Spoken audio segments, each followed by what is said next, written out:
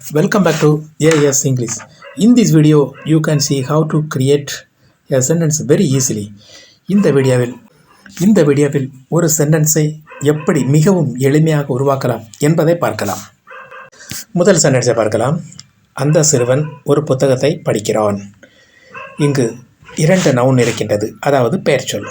அந்த சிறுவன், ஆங்கிலத்தில் த பாய், இது சப்ஜெக்டில் இருக்கின்றது. அடுத்து ஒரு புத்தகம், ஆங்கிலத்தில் எ புக், ஆப்ஜெக்ட்.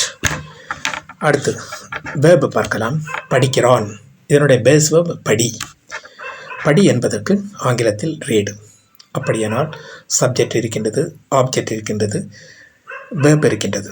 அப்போ பேட்டர்ன் ஆங்கிலத்தில் subject plus verb plus object.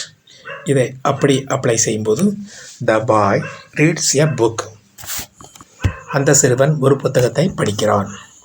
இன்னொரு சென்டென்ஸ் பார்க்கலாம். அந்த சிறுவன் ஒரு கடிதத்தை எழுதினான். இங்கு 2 நவுன் இருக்கின்றது, அந்த சிறுவன் மற்றும் ஒரு கடிதம். அந்த சிறுவன் என்பதற்கு த பாய், ஒரு கடிதம் என்பதற்கு எ லெட்டர், இது ஆப்ஜெக்டில் இருக்கின்றது.